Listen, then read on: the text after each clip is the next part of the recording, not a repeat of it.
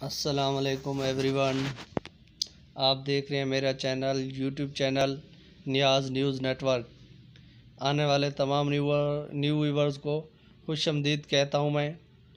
तमाम नए आने वाले व्यूवर्स से रिक्वेस्ट है कि बेल आइकन को प्रेस करें और चैनल को सब्सक्राइब करें। आपकी वीडियो के नीचे रेड कलर का बटन होगा, उसे प्रेस करें और उसके साथ बेल आइकन को प्रेस करें ताकि हर नई आने वाली वीडियो का आपको नोटिफिकेशन मिलता रहे। आज मैं आपको ब्रेकिंग न्यूज़ देने जा रहा हूं पंजाब के हवाले से, जो कि बहुत ही बड़ी ब्रेकिंग न्यूज़ है, जिसमें दो पार्टियों के दरमियान, अपोजिशन और हुकूमत के दरमियान जो कि आज वज़ीर आला के लिए इंतखाबात होने थे, इलेक्शन होने थे, जिसमें इंतहाई गंभीर सूरत हाल पैदा की गई है दोनों पार्टियों की तरफ से, जो कि इंतहाई नामुनासिब है। आज जब पंजाब असम्बली का इजलास शुरू होने लगा तो डिप्टी स्पीकर ने इजलास शुरू किया और अदालत के हुक्म पे अदालत ने आर्डर किए थे कि डिप्टी स्पीकर ही वज़ीर आला का इलेक्शन का जो है इंतखाब लेंगे।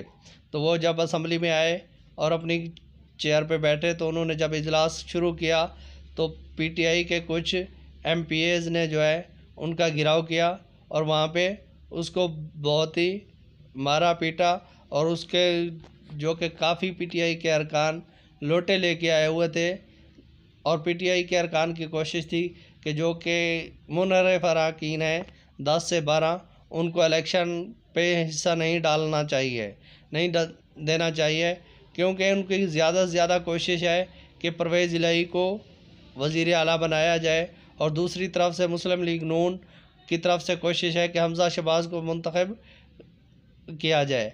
अब ये इलेक्शन जिस पे दोस्त मज़ारी ने ऐलान किया था कि मैं जो है कानून के मुताबिक अमल दरामद करूँगा और कानून के मुताबिक ही चलूँगा।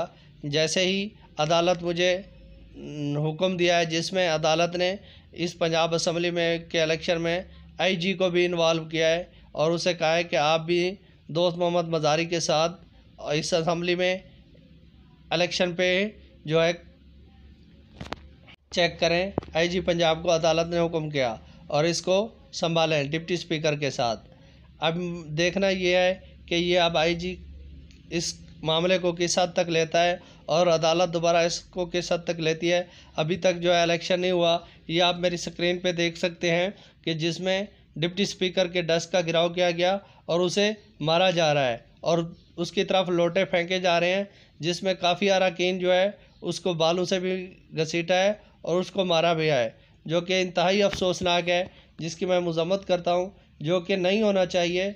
दोनों पार्टियों को कानून पे अमल दरामद करनी चाहिए और उसी के ऊपर ही अपने इलेक्शन का पाबंद होना चाहिए। ऐसा करने से ये हमारा पूरे पाकिस्तान का इमेज ख़राब हो रहा है और इसमें ये असम्बली की जो सूरत हाल है पूरी दुनिया देख रही है और इसमें हमारा पाकिस्तान का जो है पूरी दुनिया हमारे ऊपर हंसेगी।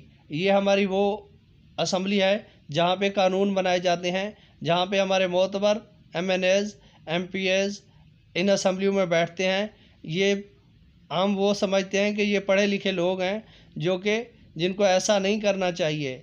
बस इक़्तिदार की हवस की लालच में ये सब अपने आप को काबू नहीं कर सके और इस पे और इक़्तिदार की हवस में एक दूसरे के ऊपर हमला कर दिया। अब ये किस हद तक मामला कहाँ पे जाएगा, ये तो आने वाला वक्त ही बताएगा। इस तरह की न्यू वीडियो हासिल करने के लिए मेरे चैनल को सब्सक्राइब करें ताकि इस तरह की हर आने वाली न्यू वीडियो आपको मिलती रहे और आपको लम्हा बलम्हा मुल्क की सूरत हाल पता चलती जाए। थैंक यू, बहुत शुक्रिया। अपना बहुत सारा ख्याल रखिएगा। इसमें मेरी वीडियो को ज़्यादा से ज़्यादा शेयर करें। अगर वीडियो अच्छी लगे तो लाइक भी कर दें। अपनी कीमती राय का भी आगाह कीजिए। ये देख रहे हैं किस तरह जो है डिप्टी स्पीकर के डेस्क का घेराव किया हुआ है और उसको मारा पीटा जा रहा है। थैंक यू, बहुत शुक्रिया। अल्लाह हाफ़िज़, अल्लाह निगहबान। Please take care.